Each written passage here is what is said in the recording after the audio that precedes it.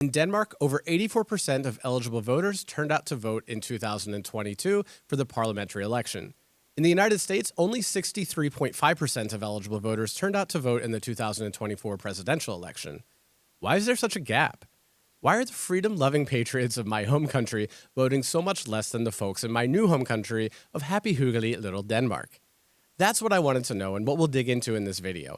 How the way that you vote, the way that your vote is counted, and how does that all create a culture of democratic participation that you don't necessarily achieve just by yelling about freedom? First, let's look at how you vote. In Denmark, like many countries, voter registration is handled automatically or centrally by the national government. This leads to higher registration rates and little gap between registered voters and the total voting age public. In contrast, the United States leaves voter registration largely up to individuals within each state, county, or city, setting its own rules for voting. As a result, registration rates are lower and inconsistent across different regions of the country.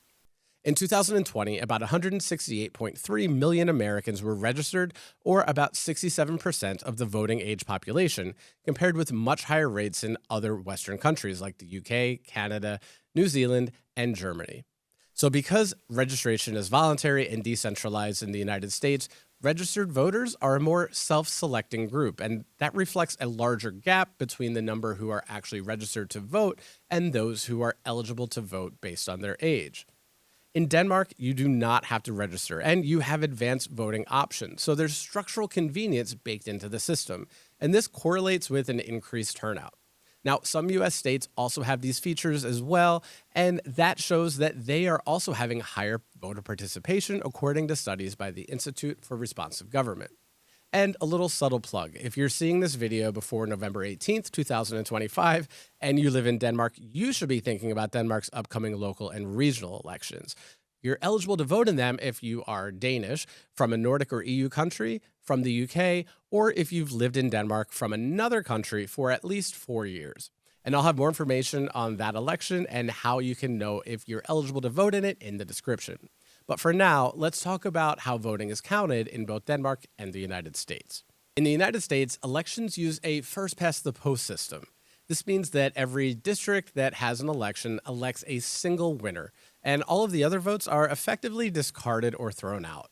This often leaves voters, especially those who back a losing candidate or live in a safe district or that support minor parties, feeling like their votes don't really count. It also tends to produce legislatures that don't actually reflect the overall vote share of each party across the country. Now, Denmark, on the other hand, uses what's called a proportional representation, a system that's designed so that seats in parliament directly mirror each party's share of the national vote. So if a party wins 20% of the vote, it receives about 20% of the seats in parliament. This ensures that no votes are wasted, which helps explain why Denmark consistently has higher voter turnout of around 80 to 85% compared to about 60% in the US. First, proportional representation makes outcomes more reflective of the total vote. It gives all voters, whether they support a major or minor party, a winner or a long shot candidate, confidence that their vote is actually going to matter. Every ballot contributes to the overall seat distribution in Parliament, which makes the system feel more fair and more inclusive. Second, when no votes are wasted, parties are actually incentivized to mobilize voters everywhere in the country and not just in competitive states or swing districts in the country. In Denmark's system, every additional vote can help a party gain another seat, so political engagement encourages that everyone across the country votes how they want. This contrasts with the US, where many races are uncompetitive and some people don't even run in them. Large parts of the electorate are effectively ignored once a district is deemed safe, and some states don't even have presidential candidates campaign in them. Third, proportional representation encourages sincere voting because even smaller parties can win seats if they cross a modest threshold of voters. That means voters are free to choose the party that they genuinely support instead of voting strategically for the lesser of two evils. This leads to greater voter satisfaction, more diverse political representation, and a broader range of voices in parliament. Basically, Denmark's proportional voting system helps ensure that every vote counts, that every voter feels represented, and that political parties have incentive to reach out to everyone in the country, all of which strengthen participation and trust in the democratic process. A lot of the reason why Danes vote more has to do with this system that's in place. And the systems in both countries contribute to this overall fact that Danes are voting more often than Americans. Denmark has some of the highest levels of trust in government and public institutions in the world.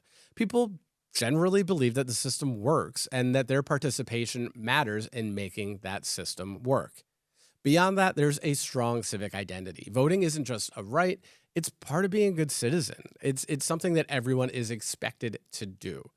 There's also less political cynicism. I rarely hear anybody in Denmark say, oh, my vote doesn't really matter. I don't care about elections, like I sometimes do here in the US.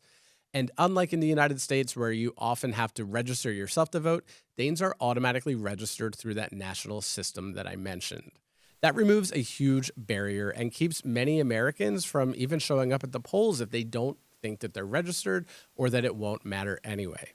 Now, with fewer obstacles that might make voting harder in some US states, the whole process in Denmark is simple, trusted, and built on the idea that everyone should have an easy way to take part in democracy. A vote in the Danish system also matters because of proportional representation in Denmark's legislative branch. Saying that you have the most freedom doesn't mean that your system stacks up that way. And talking of freedom, if you're watching this from Denmark and want to know more about how to make your voice heard and vote in the upcoming local and regional elections, then watch this video right here for that important information. Thanks for watching this one today, everybody. Thanks for watching, and thanks for voting.